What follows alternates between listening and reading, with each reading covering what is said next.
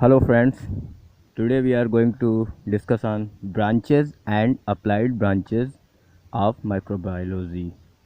शाखाएं और अन्य प्रयोग की जाने वाली शाखाएं सूक्ष्म जीवाणु विज्ञान की। फर्स्ट ब्रांचेस में अगर देखते हैं bacteriology, mycology, virology, protozoology, phycology, parasitology. Bacteriology is the branch of microbiology that studies the morphology, ecology, genetics, and biochemistry of bacteria as well as many other aspects related to them. This subdivision involves the identification, classification, and characterization of bacterial species. तो bacteriology कहते हैं जीवाणु विज्ञान को। Microbiology की इस शाखा के अंतर्गत बैक्टीरिया या जीवाणु की आकृति विज्ञान, पारिस्थितिकी, आनुवांशिकी और जैव रसायन के साथ साथ अन्य पक्षों का अध्ययन किया जाता है। इस उपखंड या शाखा के अंतर्गत जीवाणु की जाति की पहचान, वर्गीकरण, गुणों का वर्णन और विशेषीकरण भी किया जाता है। क्यों महत्वपूर्ण है बैक्टीरियोलॉजी? क्योंकि इसके अंतर्गत हम बैक्टीरिया और दवाइयों के मध्य संबंधों का अध्ययन करते हैं। रॉबर्ट कोच ने सन 1884 ईस्वी में इसको एक विशेष रूप प्रदान किया। Coach postulates played a role into identifying the relationship between bacteria and specific disease। TB and cholera की जो इटियोलॉजी थी उन्होंने प्रस्तुत की और तभी से बैक्टीरियोलॉजी काफ़ी महत्वपूर्ण शाखा हुई विज्ञान की, क्योंकि इसके द्वारा बहुत सारी प्रकार की वैक्सीन्स और एंटीबायोटिक्स बनाई गईं।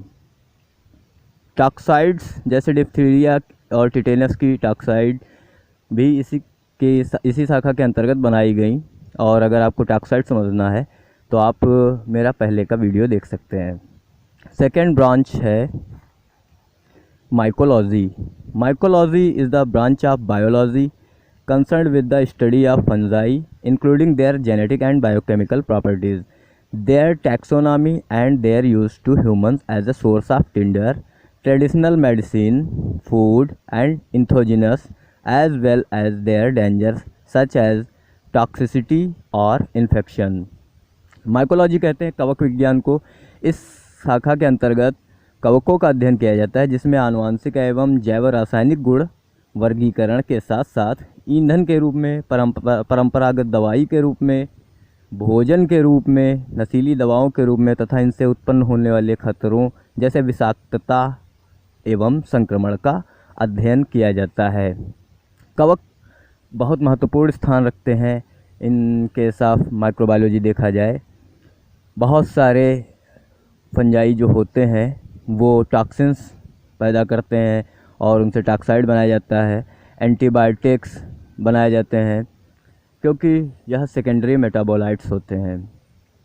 और मशरूम एक ऐसा फंजाई जिसे आप बहुत मशहूर है, बहुत ही प्रसिद्ध है और जिससे कई तरह की दवाइयाँ बनाई जाती हैं।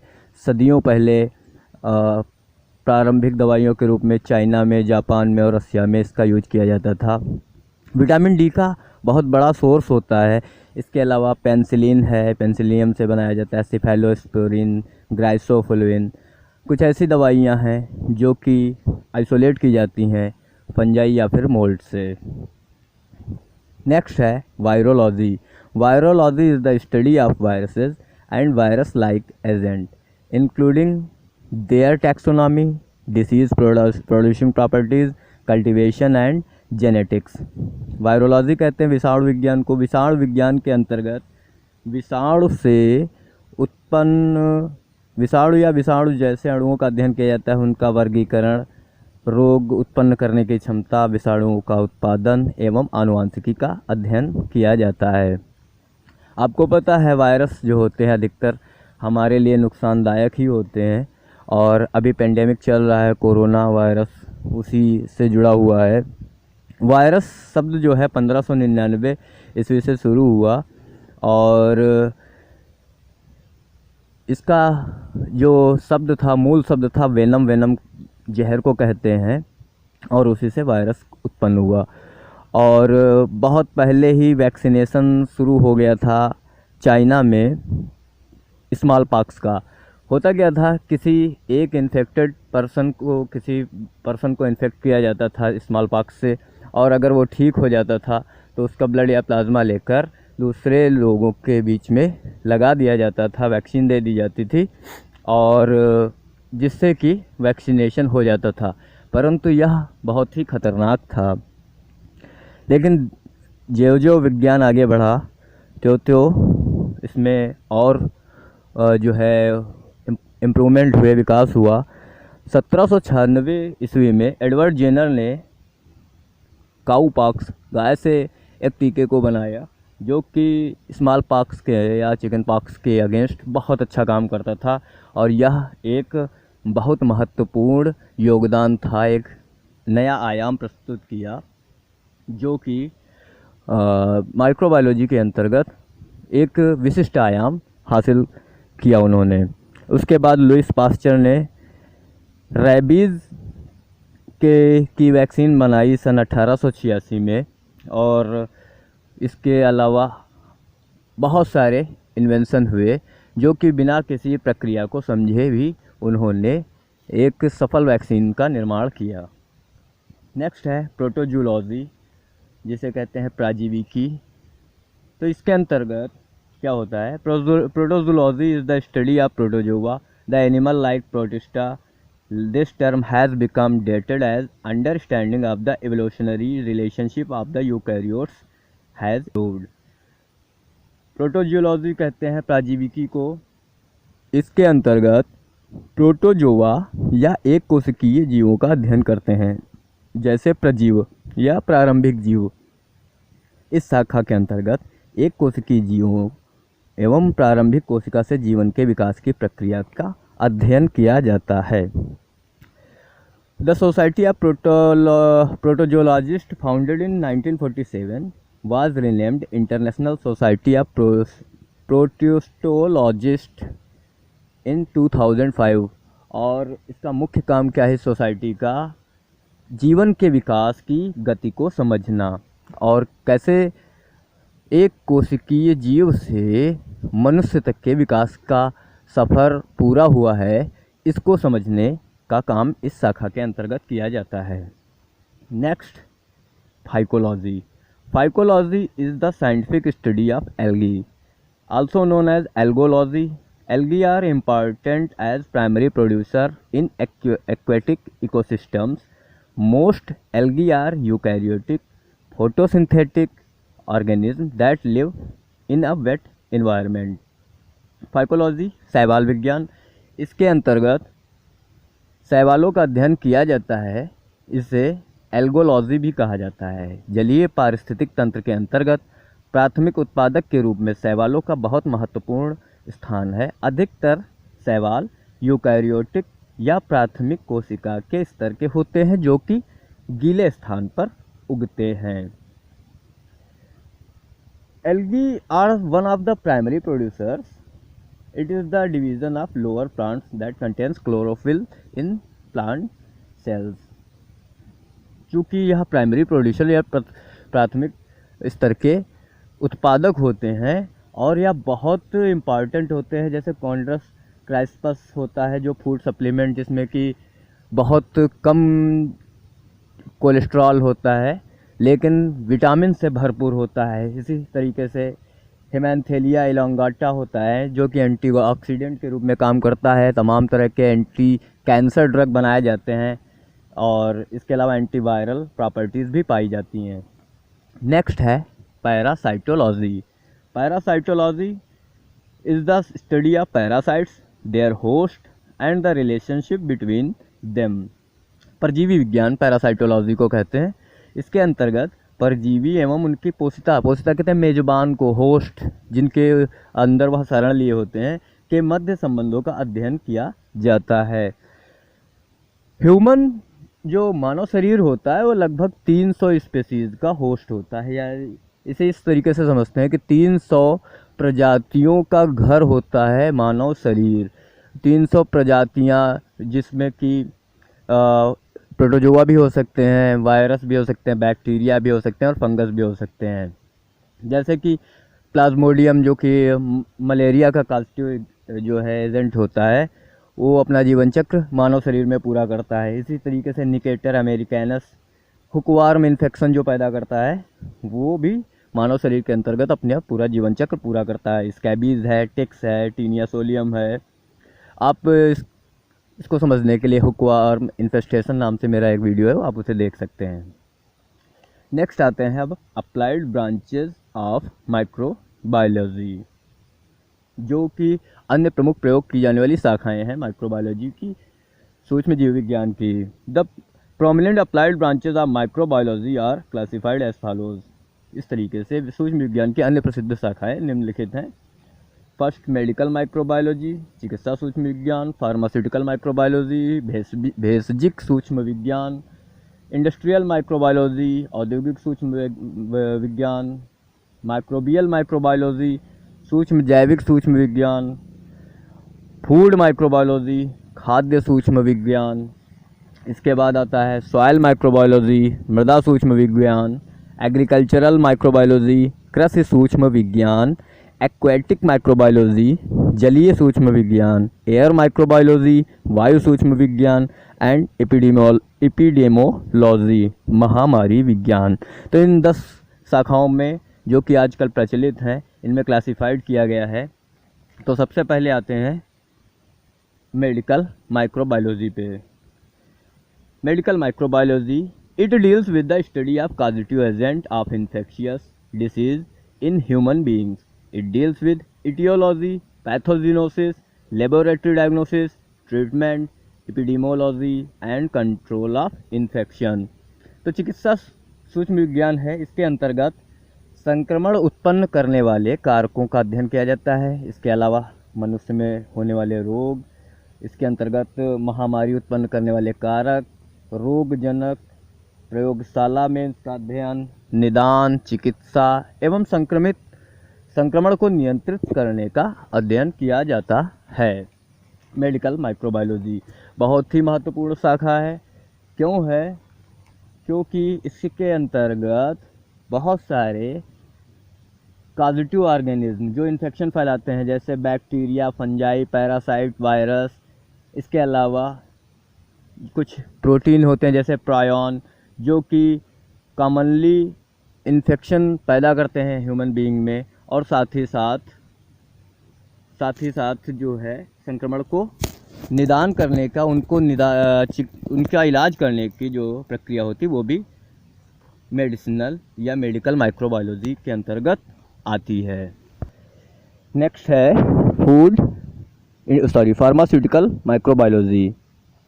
It deals with the study of micro organism which are responsible for the production of antibiotics, enzymes, vaccines, vitamins and other pharmaceuticals. It deals with microorganisms which can contaminate pharmaceutical products, raw material and manufacturing areas and foods. Pharmaceutical microbiology, भेषजिक सूक्ष्म विज्ञान।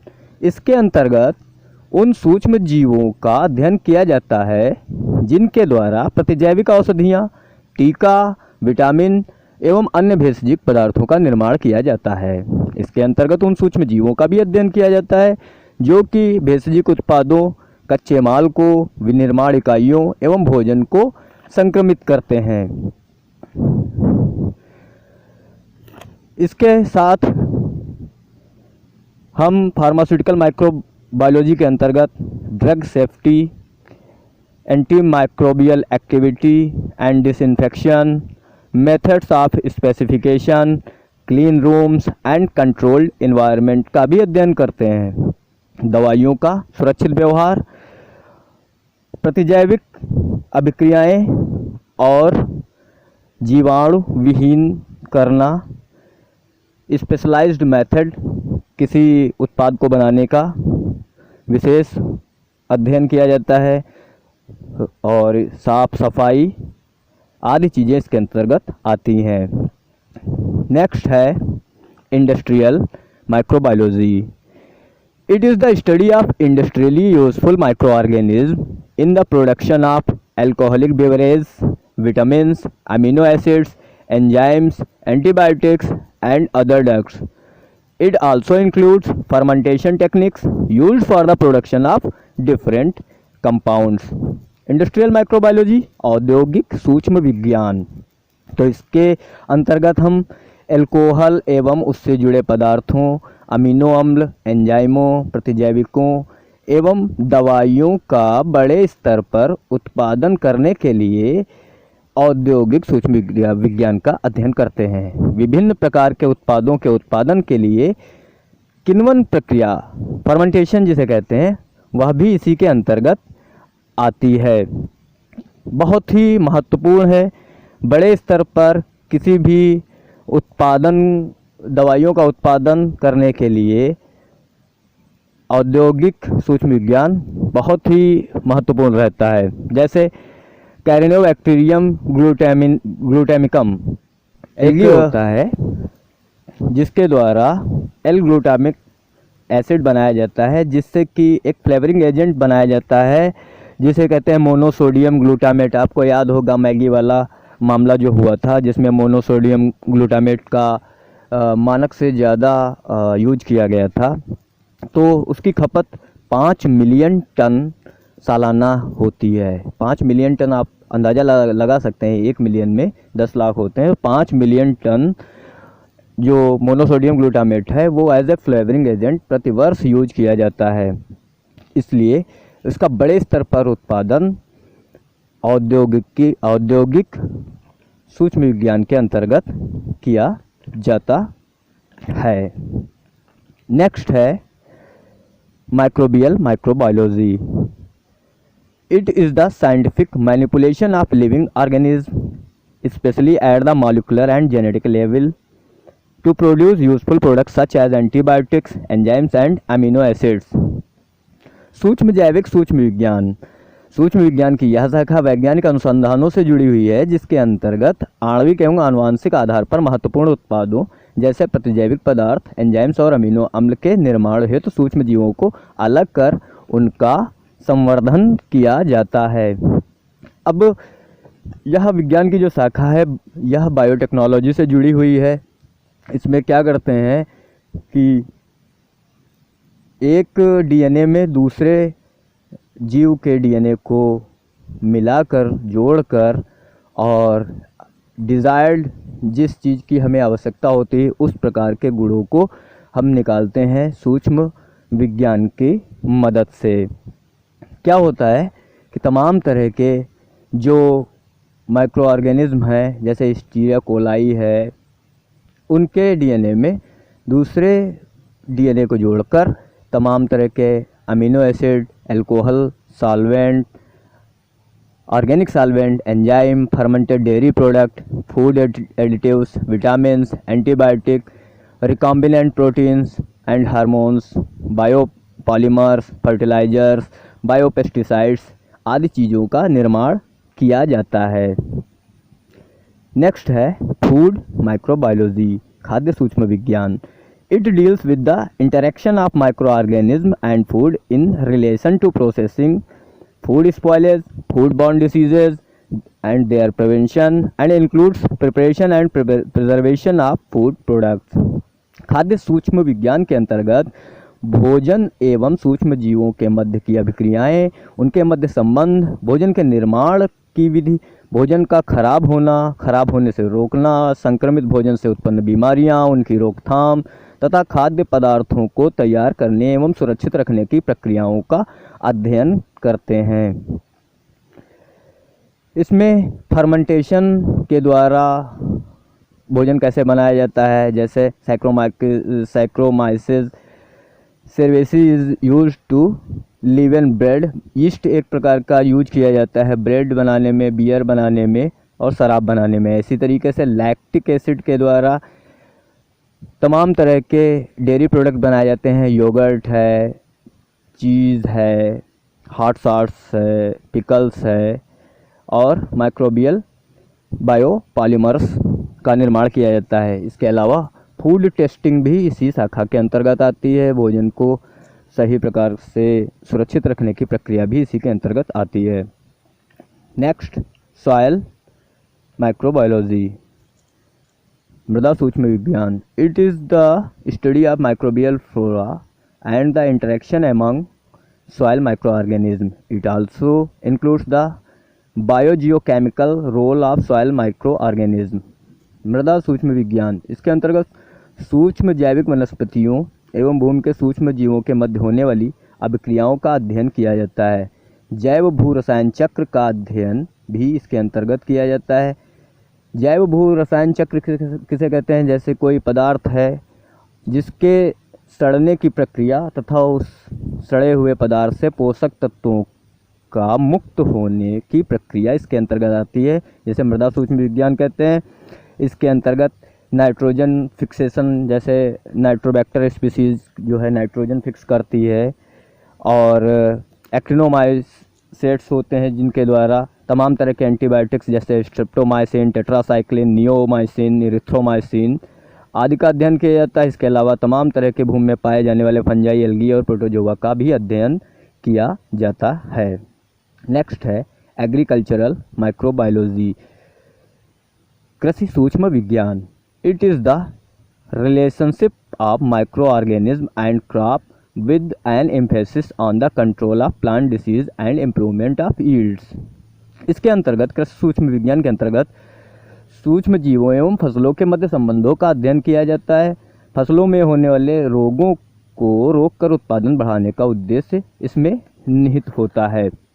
आप जानते हैं तमाम तरह की फसलों में अलग अलग तरीके के रोग लग जाते हैं, जैसे गेहूं में रस्ट लग जाता है, तंबाकू के पेड़ में मोज़ेक वायरस लग जाता है, तो इनको रोकने की प्रक्रिया का अध्ययन किया जाता है। इसके अलावा सॉइल फर्टिलिटी, भूमि के उत्पादन की क्षमता, भूमि की जांच तथा तमाम तरह के जो उर्वरक डाले जाते हैं, यूरिया, डीएपी, सल्फर फास्फेट, इनका डिकम्पोजिशन और ये कैसे पेड़ को या हमारी फसल को मिले, इनका अध्ययन किया जाता है। इसका मुख्य उद्देश्य फसलों से अच्छी पैदावार लेना होता है। नेक्स्ट है एक्वेटिक माइक्रोबायोलॉजी या जलीय सूक्ष्म विज्ञान। Aquatic microbiology is the study of microorganisms and their activities in fresh and marine waters, including lakes, rivers, bays, estuaries, and seas. It also includes water purification, microbiology examination, and biological degradation of wastage. जलीय सूक्ष्म विज्ञान, इसके अंतर्गत सूक्ष्म जीवों के क्रियाकलापों का अध्ययन ताजे एवं समुद्री जल में, झीलों में, नदियों में, खाड़ियों में, ज्वार नदमुख में, ज्वार नदमुख कहते हैं जहाँ पर नदी और समुद्र मिलते हैं वहाँ पर, एवं सागरों में किया जाता है।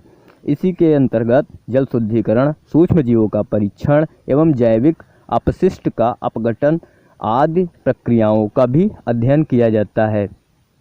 हमें पता है कि जल में बहुत सारे जीवाणु पाए जाते हैं, जीवाणु, वायरस, फंजाई, शैवाल, बहुत सारी चीज़ें पाई जाती हैं, जैसे ई कोलाई है या सैल्मोनेला टाइफी है, विब्रियो कॉलरी है, प्रोटोजोआ तमाम तरह के हैं, सिंगेला है, और जो कि मानव शरीर को हानि पहुंचाते हैं। तो इन सारी चीज़ों का अध्ययन एक्वेटिक माइक्रोबायोलॉजी के अंतर्गत किया जाता है।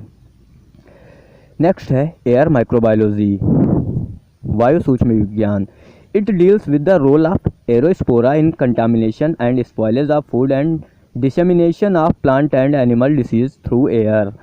वायु सूक्ष्म विज्ञान के अंतर्गत वायु में उपस्थित सूक्ष्म जीवों द्वारा भोजन में संक्रमण एवं उसको नष्ट करने की प्रक्रिया, पौधों में प्रसार और जानवरों में वायु जनित रोगों का अध्ययन किया जाता है।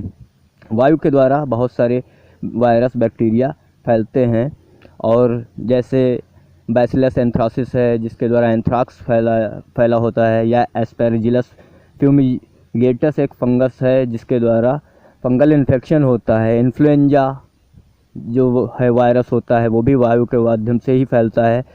और ड्रॉपलेट फॉर्मेशन है, जैसे कि कोरोना का वायरस है जो ड्रॉपलेट के माध्यम से पर्सन टू पर्सन फैलता है और महामारी का रूप ले लेता है। यह वायु सूक्ष्म विज्ञान या एयर माइक्रोबायोलॉजी के अंतर्गत इसका अध्ययन किया जाता है। लास्ट है एपिडेमोलॉजी, महामारी विज्ञान। It is concern with the monitoring, control and spread of disease in communities. इस महामारी विज्ञान इसके अंतर्गत समुदायों में फैलने वाली महामारियों की निगरानी, नियंत्रण एवं फैलाव का अध्ययन किया जाता है तथा उसके निदान का भी अध्ययन किया जाता है। होता क्या है, महामारी की स्टार्टिंग होती है और अगर उस पर कोई नियंत्रण नहीं होता है तो वह करोड़ों जीवन लील लेती है, उनका विनाश कर देती है।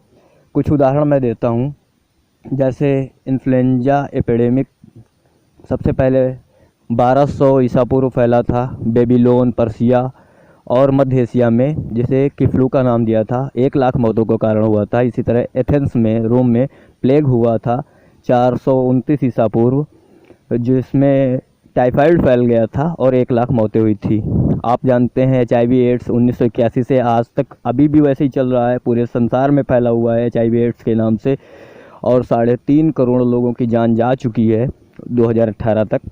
इसके अलावा 2009 में स्वाइन फ्लू पैंडेमिक फैला हुआ था पूरे विश्व में 2009 और 10 में, जिसमें H1N1 वायरस था इन्फ्लुएंजा का, और 5 लाख लोग जिसमें मौत को प्राप्त हुए थे।